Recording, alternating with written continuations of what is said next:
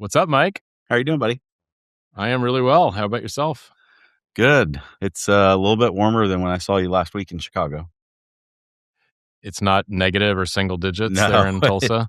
no, it's a little bit better. I think our high today is like 50, so that's nice. Oh, wow. You're warmer than it. Yeah, we're 48 right now, so Yeah, it's warmed up considerably for you. yeah. Good. Although you saw I'll go ahead and I won't share the video as Nick wants me to, but you did see we still have ice on the ground because I showed you my video this morning of me eating Slipping it. in the driveway. Yeah, that hurts. I still hurt. Thanks to the ring cam. Yeah, sorry about, man. Take it easy. I know you're going to go golfing, so you might need to take those. You're not going to hit your longest drives of your lifetime next not. couple days. So. Probably not.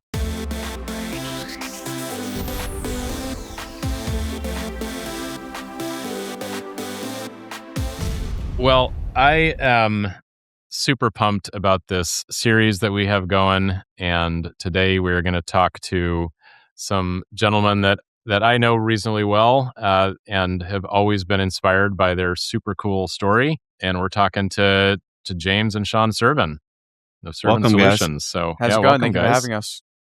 It is our pleasure. So if anyone is watching on video, James is in his car, which he says is where he takes all meetings now because they had to tear down their office to make room for more CNC machines, which is the best problem to have I've ever heard about. So Absolutely. It's quite amazed right now on the machining side of the shop.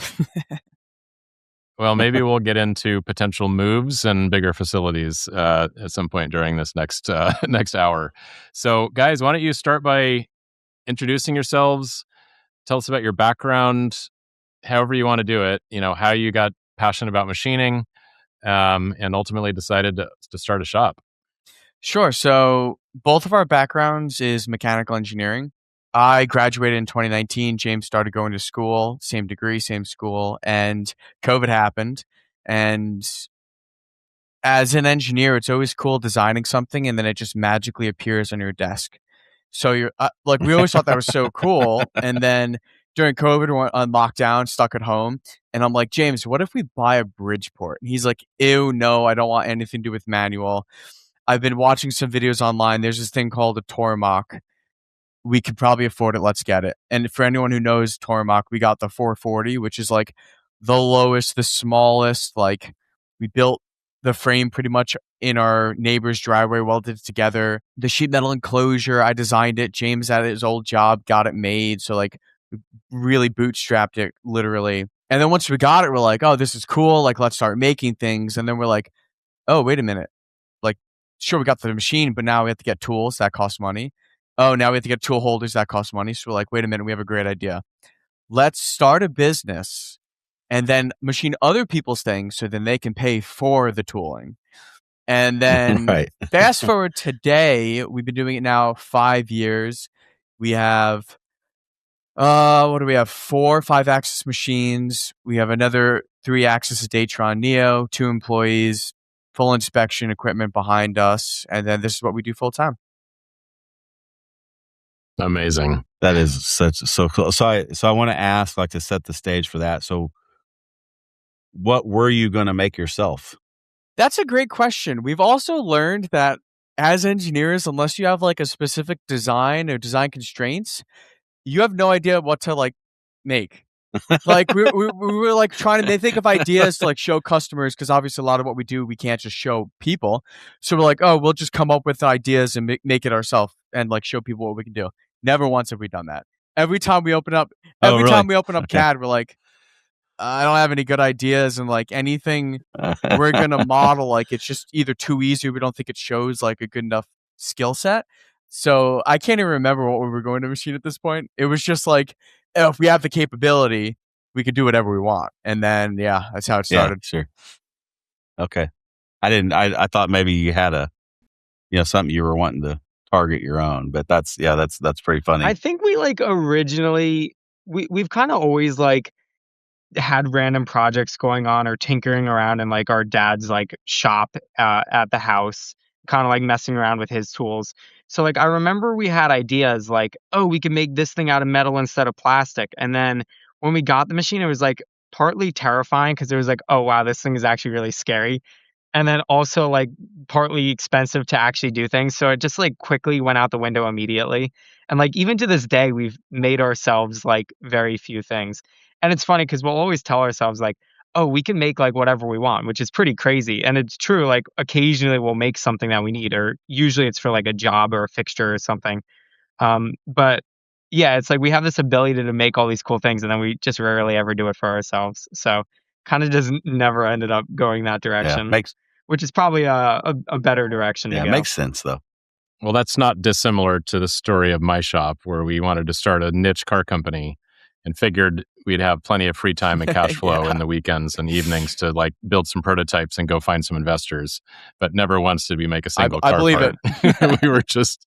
And I was laughing to myself too when Sean said like, "Oh, we'll just make money by doing other people's parts." And it's like that ended up being true, but it also was even more expensive to get to that. Like it is not cheap no matter what direction you go. So that direction ended up costing us a lot more, but we did eventually turn a profit. So it worked out. So do I remember correctly that you guys had never physically seen a CNC machine in person before you ordered that Tormach? I had seen one, but I guessed on what axis was what and got it wrong, which as an engineer, that's hilarious because it's just a Cartesian plane. So looking back, I don't even know how I did, but yeah, absolutely no experience. So that was the other issue too. It's like, oh, we'll build things. Oh wait, what's an end mill? What one do we need? 3 flute, 5 flute, 1 flute, all of those questions. So yeah, absolutely laughably no experience when we decided to get our first one. So it was really YouTube that kind of got you interested in even just machining as a concept? Yeah, for sure. A lot of like Titans of CNC and NYC CNC. Those videos were like really inspiring because like even before we had started the business, we started the business when I was right out of high school. And just all through high school, and I think even like middle school, I was watching like Titans of CNC videos. Like I remember like old memories of watching like him like do crazy cuts on a Makino or whatever. And at that time, we had like zero idea that we'd ever start a shop or buy a machine. But I'd been watching those videos forever, and they were definitely really inspiring. That's awesome. Paul, tell me about your trip to Italy. I went there with the NTMA, and we got to tour SMW Autoblok. 2 different facilities, absolutely blew me away. World-class, enormous places. I can't even count how many machines there were, but so much automation. One of the most incredible takeaways for me was the breadth of what they made.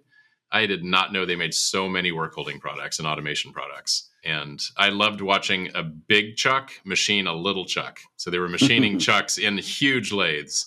I thought that was super fun. Yeah, you introduced them to me after you came back, and they've been to my shop. And the ideas they have to like breathe new life into some of my machines and the tools and the jobs that we're running was just shocking.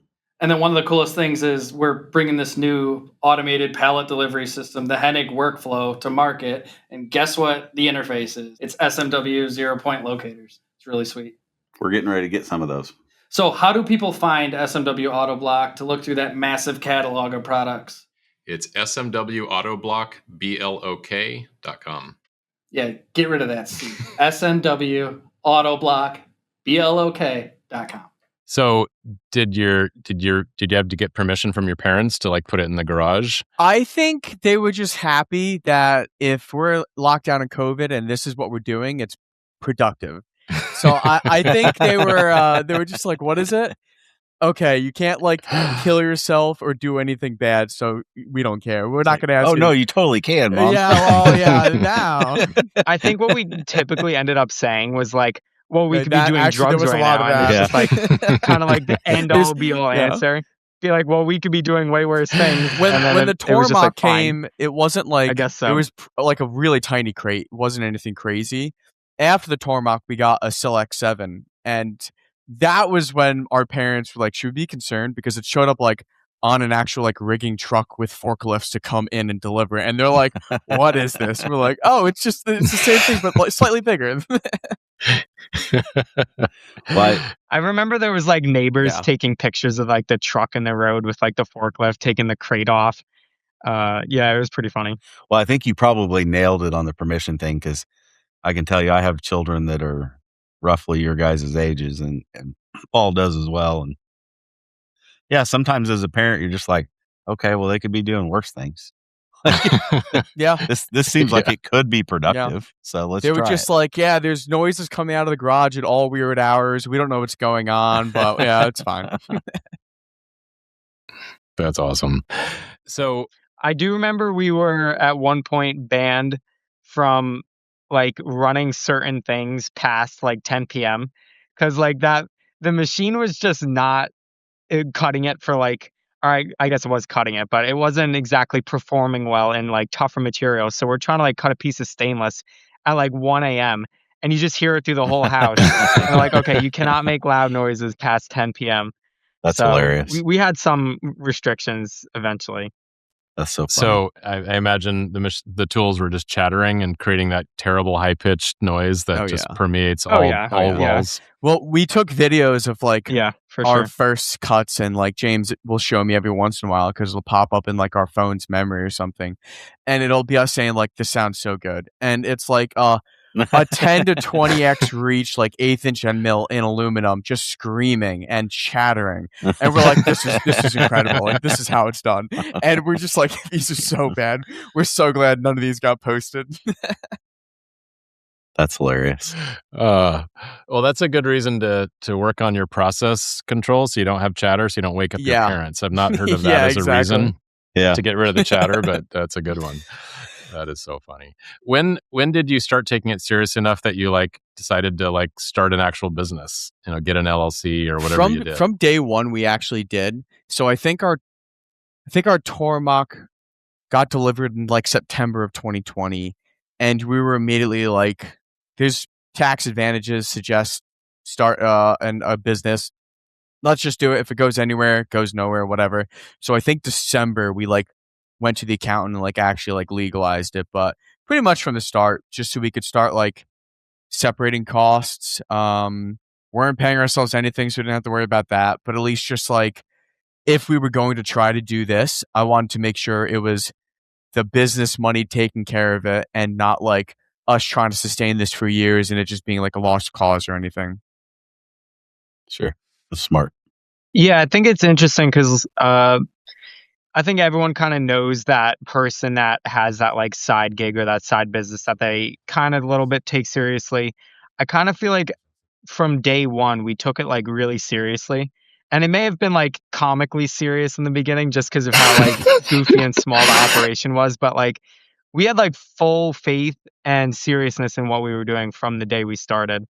And that's something that I think is really important. Like I personally don't understand like half invested like side gig business hobbies. Like when I want to do a business, like no, this is like I'm real serious about this. Like this is gonna work. Probably a secret to your success. And that's incredibly prudent because you're right. I mean, you guys have, you're 5-6 years into owning your own business now, and it's not easy. This industry specifically isn't easy, but very few businesses last 5 years, right? Much less add in the complexity of a machine shop. So taking it serious from the beginning is very, very prudent decision. It was taking serious and just being realistic, because if you like look up on Google like a chart, number of businesses that fail per year they're in business, from like 0 to 5, most businesses fail. And then like it's almost all. And then 0 to 10 is practically all of them. So it was very like I don't know if we printed it out and hung it in the big garage, but it was just like in the front of our mind, like we're just giving it our best and seeing what happens. But yeah, I think that was just a realistic conversation to have before we like dumped our own personal money into or anything. We have no 401ks at the time that like had tons of money to fall onto. It was like we had to just do it ourselves and from scratch. I'm curious with that, that kind of right out of the gate entrepreneurial drive. Either of your parents entrepreneurs? No, it kind of runs in the family. Well, I shouldn't say kind of. It does. Like my uncle owns his own business, and then I would say my other uncle is pretty entrepreneurial as well. So is my mom, but she is too stressed. She doesn't like the stress of like too many unknown variables in running your own business. So I think that's what kept her away from running her own thing. But I think she definitely could have. I think both our parents had all of like the key character traits that kind of would make you really successful in business. Like from my dad, maybe like really strong attention to detail, like really hard work ethic. My mom is like very savvy when it comes to like making deals or like finding a way to maybe squeeze $1 out of this or make $1 there, or just like seize the opportunity in something. So between both of them, like they raised us really well, and also like just both had really good like character traits that I think kind of lent really well to being running like a successful business. It's the reason I ask is because it is often, and especially the way you guys are talking, that you were exposed to entrepreneurship throughout growing up, like again through your uncles, your own parents, the work ethic, the grit, the savviness. It's certainly helpful. I think a nice thing too, obviously there's been books for forever about like entrepreneurs and like starting and running businesses, but I think a big thing now is like YouTube, but also specifically podcasts, where I can for free just listen to some of the biggest entrepreneurs in the world just talk. Yeah. And like that's really inspiring, but also like you hear them talk about like all the failures they go through, and then you're like, oh, it's fine to mess up. Like that's part of the journey of doing all this. Yeah. So I think For that's sure. also super helpful, of just like so many resources at the tip of our fingers. One thing I do want to I feel compelled to mention, this idea of coming up with a business and just going for it. That's what we did at our shop. But again, we were similar to you guys, early 20s, very young, not a lot of commitments, certainly no kids, no mortgages. I know there's a lot of entrepreneurs out there, a lot of shop owners that now have successful shops where they did have to start sort of part-time while they had a day job, build up enough, momentum, cash flow to make that leap, because they have 3 or 4 or 5 mouths to feed and a mortgage. And so it's easier said than done to just fricking go for it and just send it, when you have those obligations. And there's a lot of factors to the way we did it that helped, especially kind of what you just mentioned. Is like very low overhead, like no huge risks in the beginning. So it was definitely an easier jump start for us than I think the average. Well, it was also during scenario. COVID too. Like I had to work remote, and our bedroom where I worked was right above the garage. So we would joke and say our only overhead is our bedroom. So like I could be working upstairs during the day, and if I need to swap a part, I just run downstairs, swap a part, and go back up. Obviously, like I was receiving a paycheck from there, so it was very like a lot of things worked out well in our favor, where as long as we were willing to put the time and effort into it. There were a lot of late nights, but like we were able to do it from that and get like, I'm not gonna say a sheltered approach, but like there was no rent.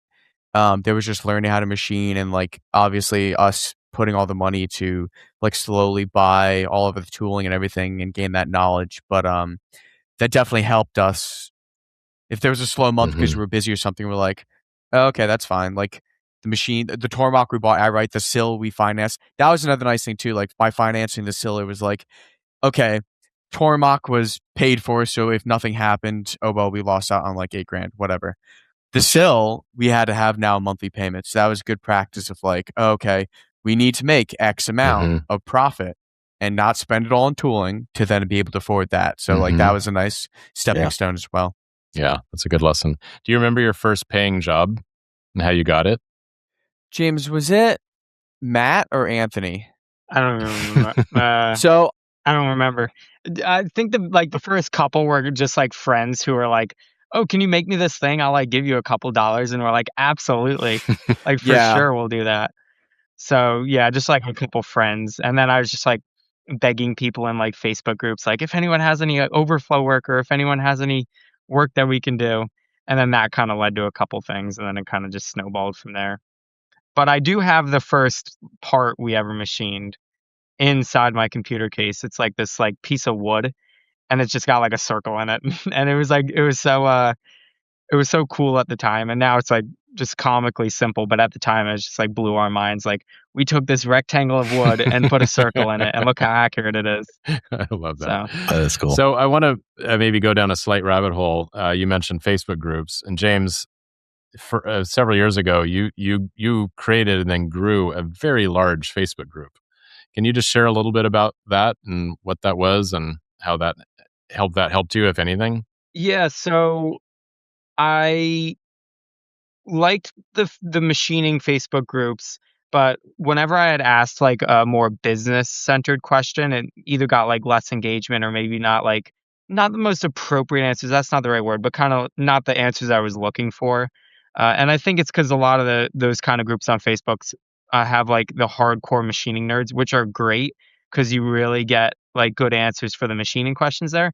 But the business side questions are sometimes a little lacking. So I had started like a Facebook group for machine shop owners, and more than just owners were allowed in, but that's kind of like what it started as, and that's the main group it attracted. So it was nice because it was like a community of similar shops, kind of like all small market cap shops, and a lot of us all had like similar problems. So it was nice to be able to ask like business oriented questions, and people had uh, good answers because they had either been through it or going through the same thing. So it was nice for asking questions like taxes or insurance or just all sorts of different like payroll or all those kind of questions that you run into. So it was definitely a really helpful group. I think the internet is so convenient for stuff like that, being able to like get a group of people who have similar problems in one area and just be able to feed off each other. Did eventually work start transferring? Like, hey, I need to offload this, or we have spindle time, or that sort of thing as well? A lot of that did start happening in the group. I kind of never partook in that just because we rarely ever sub any work out. And we were kind of more interested in looking for direct customers. So I wasn't really interested in like taking that work, but I did see a lot of that circulating in the group. So I think definitely some people got some good like sub network connections out of it. That's cool. And what did the membership grow to?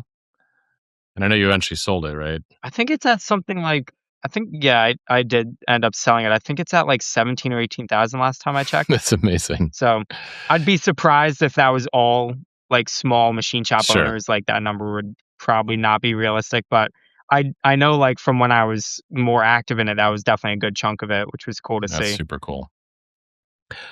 Awesome. As you got more serious, I saw on LinkedIn, you guys recently, bought a multi-pallet Matsura, which is no small investment. Maybe just describe a little bit of that growth, journey.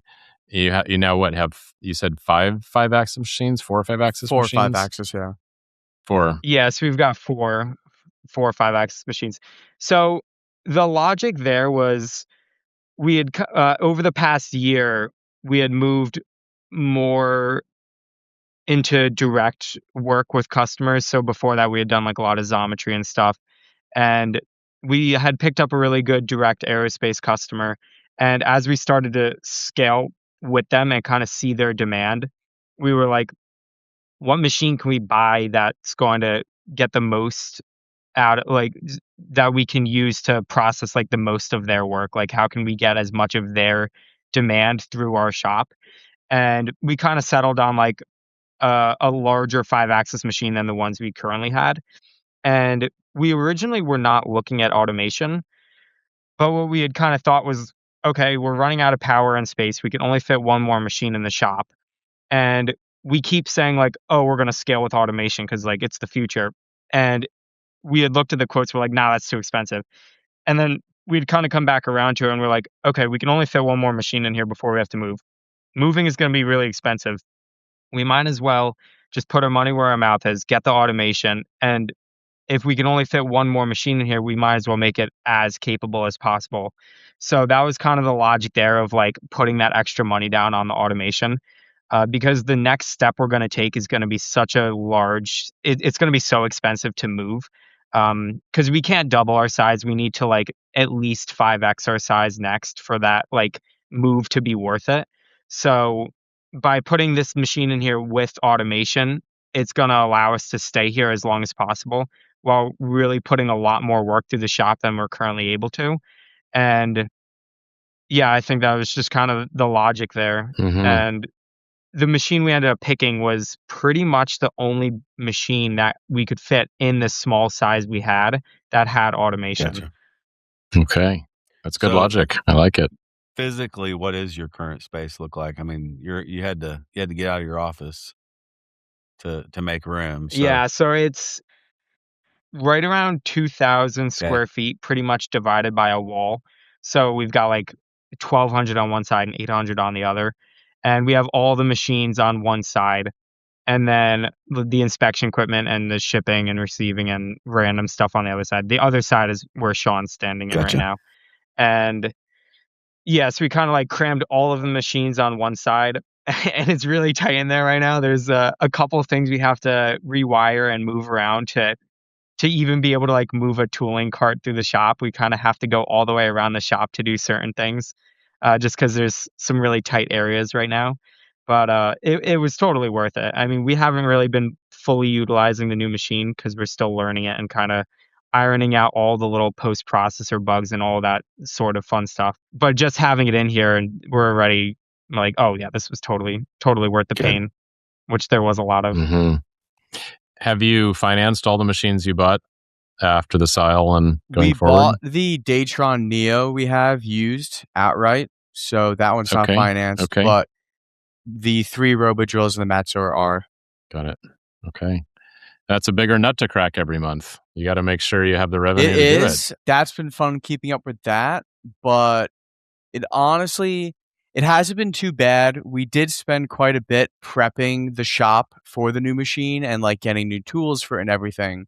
So that cost a good bit of money. But no, I mean, James and I have decided like bi-weekly now we'll meet, go over all the finances, go over last month, what did we do? What was our profit? What's our goal for this month? How much work do we have this month already on the books? What about next month? So trying to do a lot more of like the business side of things to make sure that we keep an eye on that and make sure that we'll be able to hit all of our liabilities. That's excellent. Where did you learn that side of the business? Do you have like a bookkeeper person that helps you, or? Yes, we have a bookkeeper. I also have my MBA. So like, nice. that definitely helped. Every accounting class I took, I'm like, I'm never in my life not going to have a CPA, so I'm barely paying attention. And I learned enough where I can like review over a P&L statement, no problem, and like understand if my accountant has questions or I think he's missing something, I can like bring it up and talk to him about it. But we have a bookkeeper to keep our QuickBooks in order because that was one more software to learn. I'm like, you know what? I don't have enough time for this. Let him do that. And then an accountant who we're going to see tonight to like probably 4 times a year we'll like discuss and just touch base and make sure I'm not messing up anything too bad.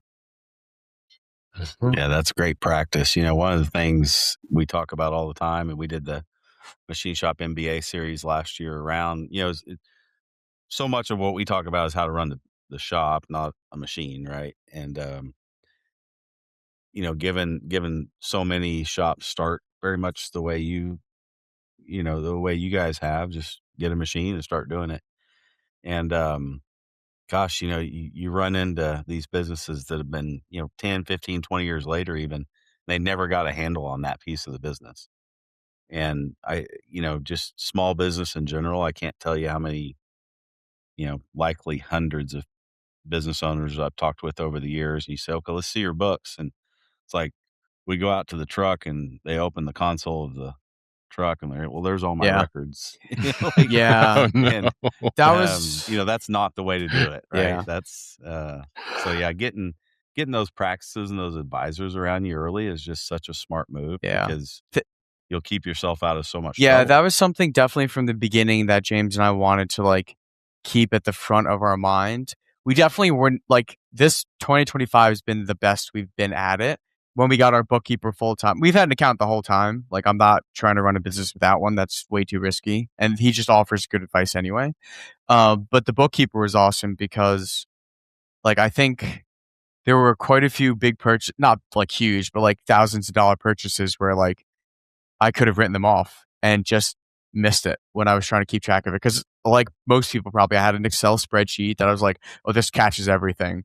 And then we would go through like some records. I'm like, oh, we missed that. Like that was $5,000 that we probably paid taxes on because, at that point probably. So that was definitely another big focus of ours too. It's like, we don't have a big pile of like VC money or anything to draw off of. And if I have to pay taxes on anything, I want to make sure our books are exactly where they're at and not pretend like we have so much more profit than we have and wonder why every month there's no money in the bank. So that has definitely been a main focus from the beginning. Yeah, smart. Mm-hmm. Gabe, welcome. Hey, Mike. Hey, quick question for you. So I've been hearing your ads on MakingChips, and you talk about this assessment that I can get to if I go to factormfg.com/chips. Let's talk about that assessment because it sounds pretty cool. Like I'd like a outsider's view of my market and what I'm doing. So can you tell me a little bit about that? Yeah. So there's a saying that, in sales, everything starts with a list. Sure. And similar in our process when we onboard new clients, part of our onboarding is we start with some research, a market intel report to see, what markets are you in? What markets do you want to go after? Are those growing? What kind of signals are within those markets?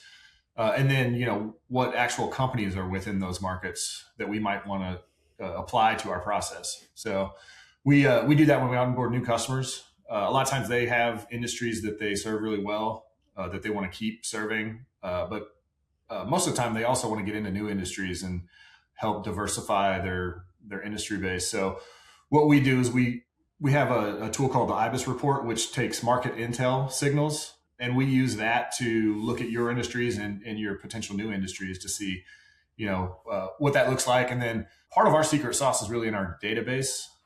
So over the years, we've acquired pretty much the whole manufacturing database in terms of the companies that are out there and the contacts that work at those companies, at least for the U.S. I would say it's primarily for the U.S. But and about a third of our team manages data and list building and process like that. So a good chunk of our secret sauce is in our data. And so when we onboard a new client, we kind of start there. That's the raw material, so to speak, of what we do. And so for the Making Chips podcast, we're doing a taste of that. So we're doing a one industry IBIS report. So if you can give us your industry or a potential industry that you want to go after, then we'll do the market intel on that. And then we're also compiling a list of companies. So, you might say, semiconductor. Yeah, that sounds great. I want to go after that. But then what? What actual companies are within that industry that you might want to reach out to. So that's what we're doing for the listeners is we're compiling an industry report and then a short list of companies to go after.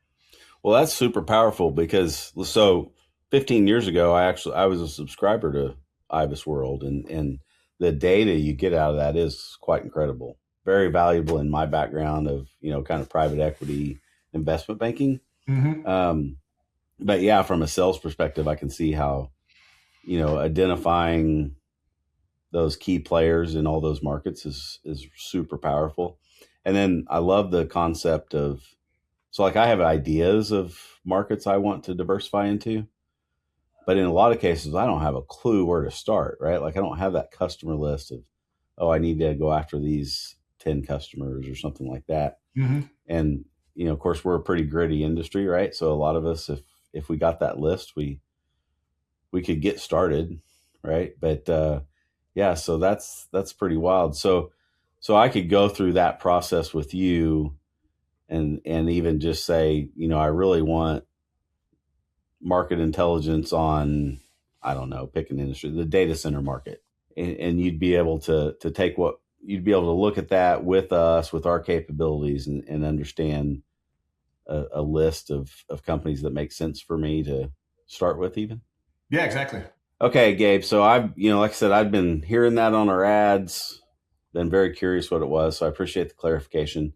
So I'm going to go do that. So for any other listeners that want to do that, go to Factur, FacturMFG.com/chips.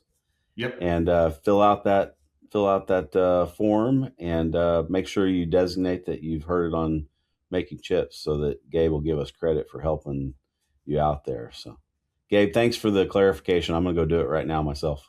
Sweet. Let me know if I can help. Hey, it's Paul from MakingChips. If you've been burned by recruiters who don't understand manufacturing, you are not alone. That's exactly why we created Hire MFG Leaders. We're not just recruiters, we're current and former shop owners, and we know what it takes to lead in this industry.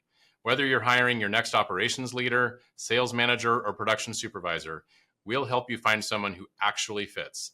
Learn more at makingchips.com/hire. So, I don't know, maybe it's the MBA you have, Sean, but it seemed, because I got to meet you guys several years ago, that you guys have always been sort of thinking about, and maybe this goes along with, getting your business license from day one almost, just building the business and the systems to grow it. And can maybe just share a little bit of your philosophy around, how you've approached that side of the business, try to keep everything organized and Yeah, at least for me, that side of things definitely didn't come naturally, because I think I'm more inclined towards like the making side of the business. Like I really enjoy building things, and I like taking a difficult part and actually making it out of a piece of material. So for me, a lot of the growth on the business side of things was just kind of listening to other people who were infinitely more successful than me, being like, you really need to be able to step back from the daily tasks and kind of like work on the business, not in the business, and kind of just like growing the business and working towards like the future of the business, and doing more like the business related tasks than the actual day-to-day job. And we're still pretty small, so I still do a lot of the day-to-day job, but that's definitely been something where it's more of like I needed to work on that, and still actively like working on the business, not so much maybe spending all my time programming a part or something. So it definitely doesn't come as naturally for me, but I recognize that it's critical to be able to grow the company, that I work on the actual business functions. Mm-hmm. And Sean, is that kind of where you kind of more naturally kind of land? Is that business side of it? Yeah, it's definitely been a good combo because like I can run the 5-axis machine. The Datron Neo is pretty much just like my machine, but like I just enjoy the business side of things. So like if we're discussing with the bank getting a line of credit or getting a bigger one or refinancing or all that, it's just fun for me. So even talking to the accountant or the bookkeeper, trying to figure out what we can do and work on, I just enjoy that part of things. So it's been nice. Mm-hmm. At least for me, I'm definitely trying to step more so away from like the machining side to focus more on the business side as like bills get bigger, POs get bigger. Who didn't pay us? Who do I need to bug? Bugging the bank for a bigger line of credit just because like all that stuff. So, and it's a tough balance too, because you recognize on one hand, like, okay, I need to work more on the business to grow it. And then on the other hand, it's like, well, there's only 4 of us. We're stuck in this building because we don't have money to grow. So like, I might as well just do some of these tasks. So it's definitely a bit of a balance, because right now it doesn't make sense to just work on the business all day. So I definitely wearing all the hats still right now, but as we scale, it'll have to change more. like right there is our pins and helicoil station, and I'm the pin and helicoil installer. So there's definitely still a lot of like, I'm not sitting like in obviously we have no office, so there's no office for me to hide in, but there's definitely a lot. We're trying to focus on the business side of things as much as we can while still growing and maintaining the business.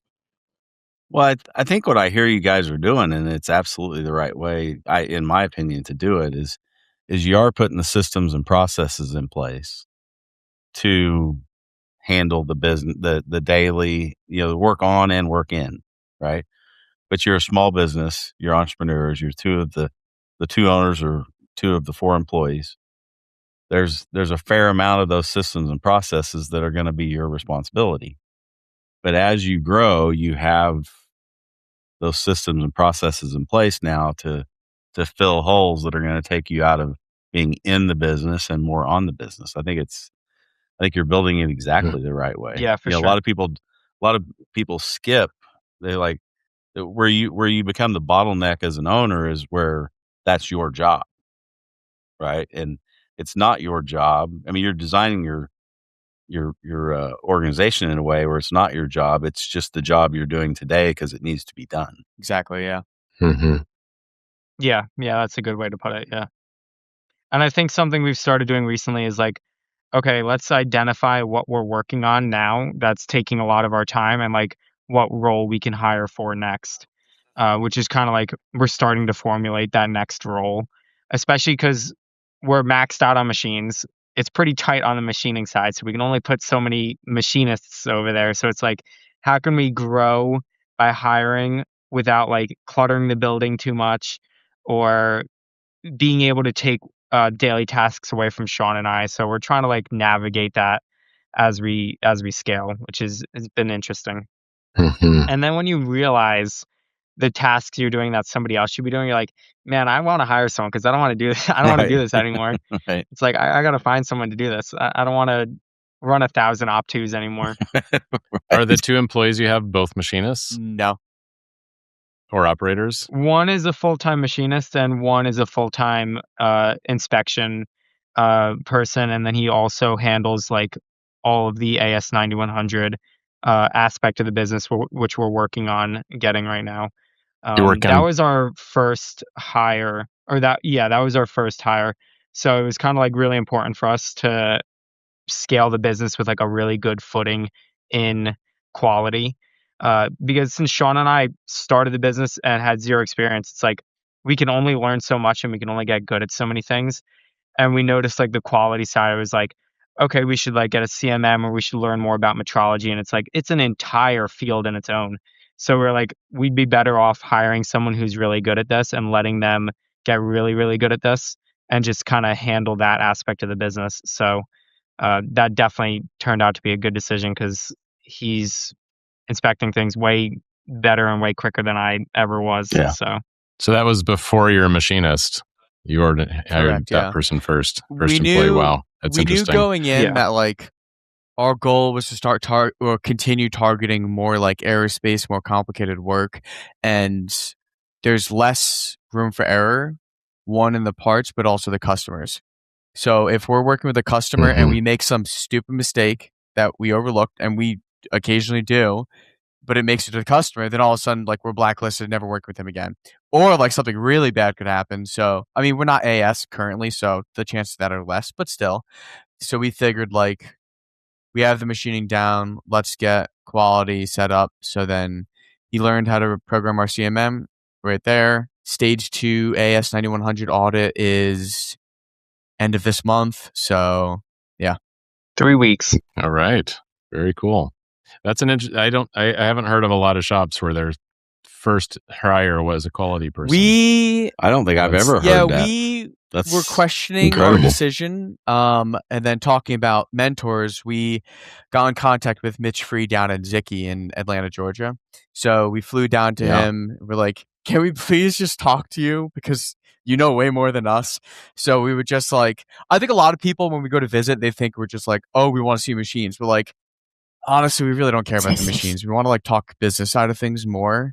It's just cool and we enjoy it. So we were talking with Mitch and we're like, do you think it would be dumb if we hired like an inspector instead of a machinist or something? He's like, no, I think it makes total sense. We're like, okay, good. Like, if you think it makes sense, then we may be onto something. So that was nice. Like, it's nice. And everyone we've talked to in this industry, not just Mitch, has been super friendly, super helpful to talk to. Even if it's just like randomly reaching out in the cold and being like, hey, we have a question. This is our shop, and get a lot of help, which is nice. Yeah, Mitch is awesome. I really Mitch like is awesome. Mitch. Yeah. And you're right. The entire industry awesome. is just full of people that just want to help. Mm-hmm. Yeah, for sure. So I apologize if this comes off a little bit self-serving, but I think it is an important topic that a lot of businesses don't necessarily get right. But when did you guys decide to get ProShop? Is that early 23, James? I think it was 23. 23 so sounds right. Yeah. That was. I could actually look it up. Oh yeah, you probably could. That's true. I think it was like 23 or early 24. But we had moved from the garage, doing what I like to call garage standards, where everything's right next to each other, so you don't have to walk far. Everything's right there. Not a lot of jobs, so you could juggle everything in your mind. Some would be like, I need a PO, and I'd Google what does a PO look like and just make like a template in Excel.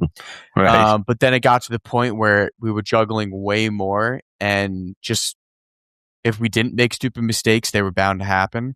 So we said, okay, do we either build something? We have no programming experience between the two of us. We're mechanical. We like physical items and objects. So then we were like, okay, let's start looking at ERPs. And then I think James spearheaded that one of going through a ton of ERP demos. Mm-hmm. Yeah, I had also known like a lot of guys. At this point, I was like following a lot of people on like Facebook and Instagram in this community, and I had seen so many small shops that were using ProShop way more than any other name came up. Like ProShop was like the one that came up the most.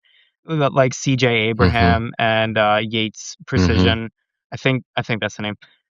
Just like really small shops that were using it and loved it. I had talked with CJ and he had recommended it highly. So it kind of just like it just seemed like the right fit for our shop. Yeah, and it was March of 23. Okay, so you there were you go, just yeah. probably a little over 2 years old. A little over. If you start at the end a of little 20. over 2 years old, and that's probably within like maybe 5 months of us moving from our garage. So very quickly, Got it. the garage Okay. standards were not holding up at all. Right.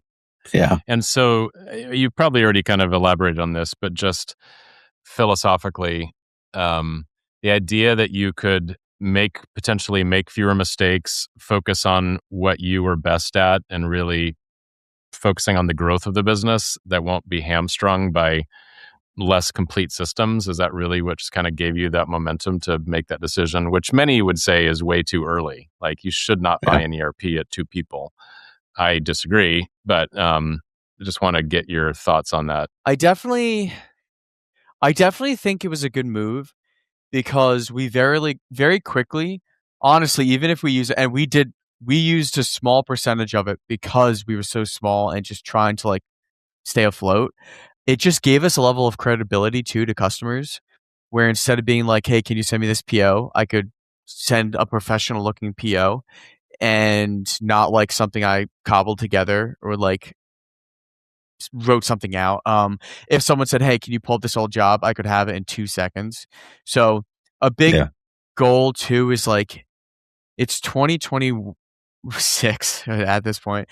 Anything that we can like automate with software, just have software take care of it, we should. Like my brain already, there's so much going on. I don't want to have to try and juggle and remember things. So instead of being like, oh, did I email the vendor if I sent this out? Like, did I make the PO? I just pull it up in ProShop. Oh yeah, I already sent the PO. Oh, the due date's coming soon. Let me check on our vendor. Like that was just able to offload a lot of the thinking and retaining side of things to ProShop. Another big selling point, for us was the whole quality side. We had that on ice for a good 2 years, maybe a year and a half. But one of our goals was to continue growing the shop, get into more complicated work, aerospace work and the like. And we knew some quality cert would be in our future. And we're really trying to like, if we're investing in a piece of equipment, in a software, future-proof it as much as we can, if we can afford to. So with ProShop, we had all that quality just sitting there waiting for us to use it. And once we hired our quality guy, that was 50% plus of his job. Like, sweet, learn how to run the CMM, start learning GD&T. And also, surprise, you have to do the entire AS. He had done ISO before, but AS, he had to figure out like, what's the difference? Okay, create everything in ProShop. I know ProShop has a flying start. We wanted to do things a little more manual just because I like the idea of like understanding something better. My previous experience with quality things like that, it'd always be like, oh crap, the auditor's coming next week. Everyone pretend you're doing what you want. And like when we hired our quality guy, I said, look, that's not happening here. We're using it and we're following it. Otherwise, it's just a waste of time and money. So I wanted to actually have a much better understanding of like what it entails. Let's build it. Each one of our work instructions, whatever procedures are actually tailored 100% to what we're doing. So it took a little longer probably than it could have, but it was definitely nice. ProShop still had all the bones waiting for us to use, and we definitely used them. So that was a really nice part that we've now fully utilized, which is awesome. Okay. In terms of the aspect where it's like being too young or too small of a company to get an ERP, I definitely see some of the arguments there, but I personally think it makes sense, especially from the aspect of like the ERP, if used properly, should be like the heart of the business. And implementing something like that, the longer you wait to implement something like that, it just becomes more painful to implement. So I think like implementing it when we were so small just made it so much easier because like we didn't have to transfer things out of somewhere. We didn't have to like have a backlog of data from an old system. It was kind of just like we started with that. And it just made it really easy to scale with it. And just it's always been like an easy part of the workflow because it's not something that we're half using and half using something else and trying to implement something new. So kind of starting with it made it easy to just grow with it and not have to like really mess around with it.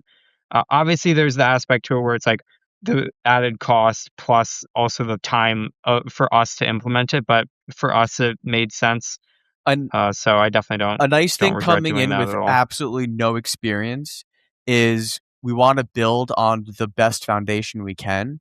So we're like, oh, ProShop has all these workflows. This makes sense. Let's just build on that. That's going to be our standard. Yeah. Like, oh, AES, all this quality. Okay, what does it recommend? That's our standard.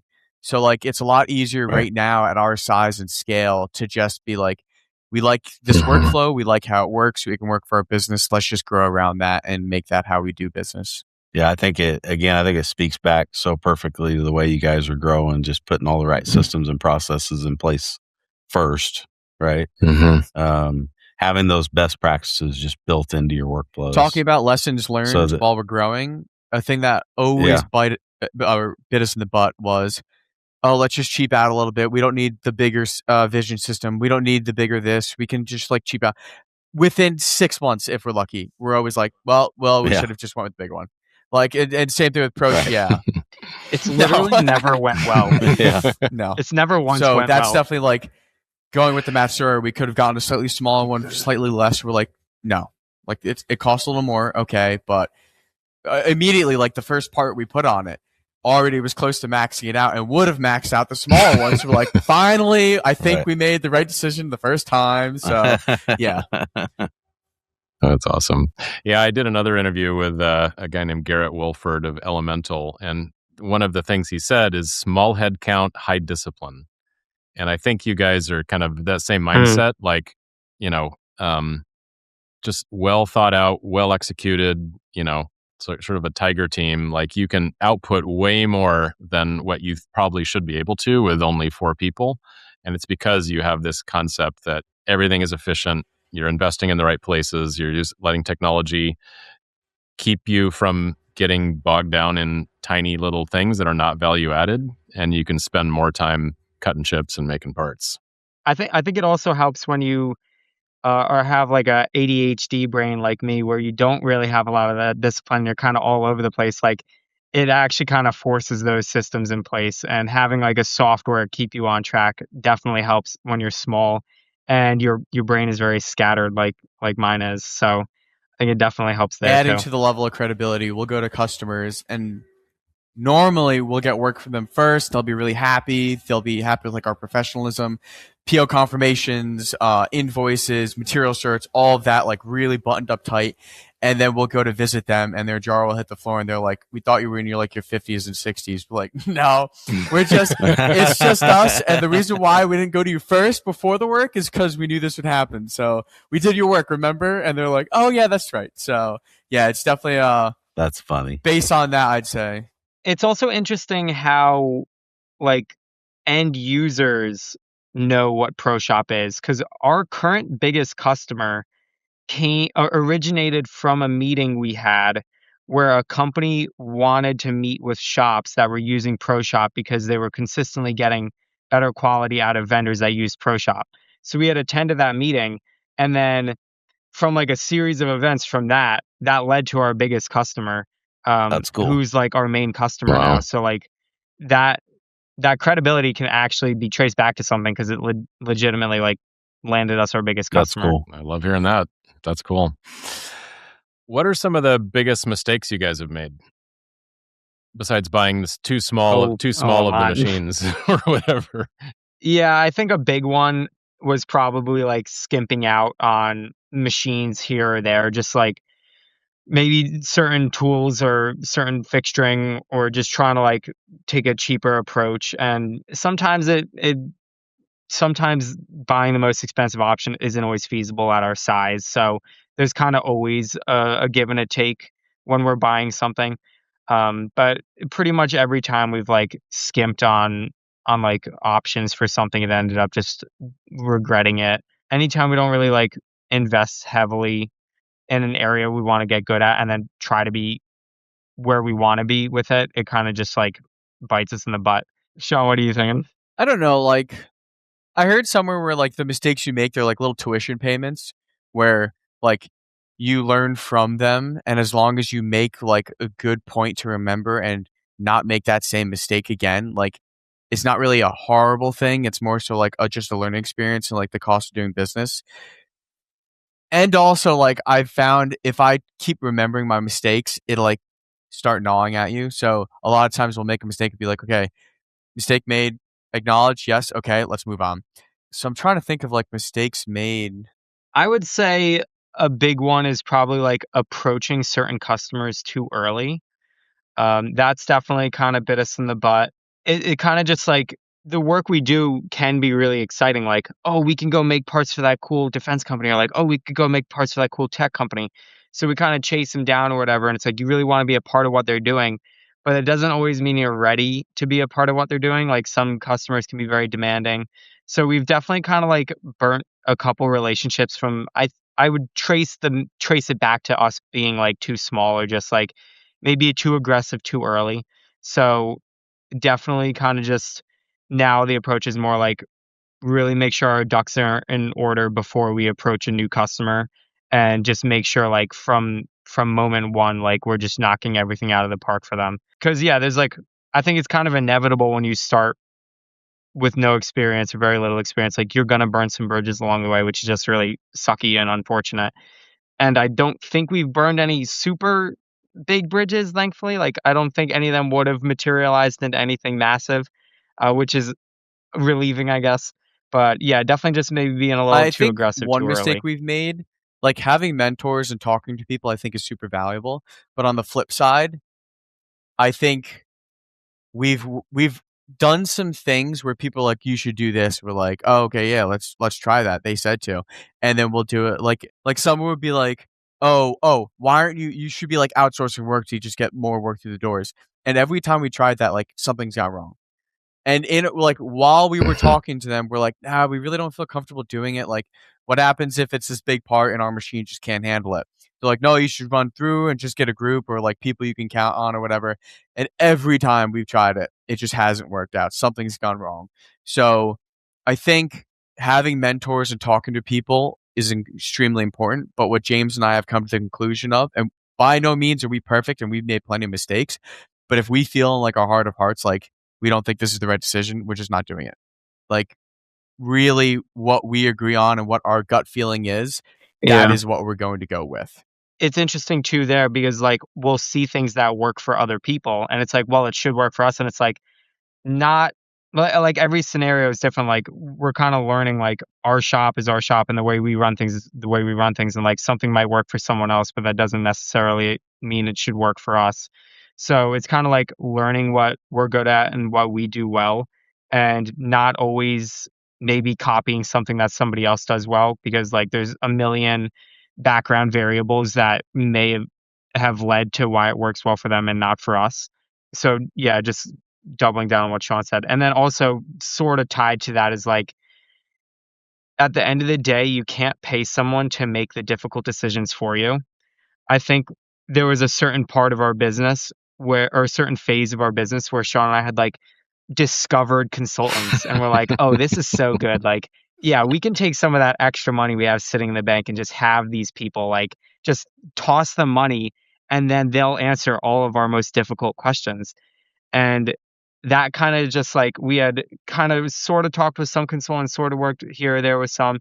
And I think they definitely have their place, especially maybe for something like taxes or whatever, or maybe like signing like a legal thing or whatever. But when it comes down to like the business strategy, we've kind of just realized like, oh, nobody knows the business as well as we do. Nobody ever will. We can't just pay someone to make the difficult decision, especially when it's like you pay this person and it's no sweat off their back whether they're right or not. Like, of course, they have that where they want to be right because if the decision was wrong, then it would make them look bad.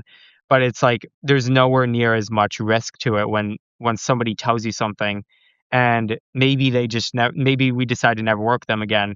So that's the downside for them. But the downside for us could be like going out of business or losing a huge contract. So we definitely like always listen to opinions, and we're always asking people things, but you just can't pay someone to answer like the difficult questions. And there's so many aspects of the business where it's like only Sean and I can answer those things, which is unfortunate sometimes because it's like it'd be so much easier to just throw money at the problem.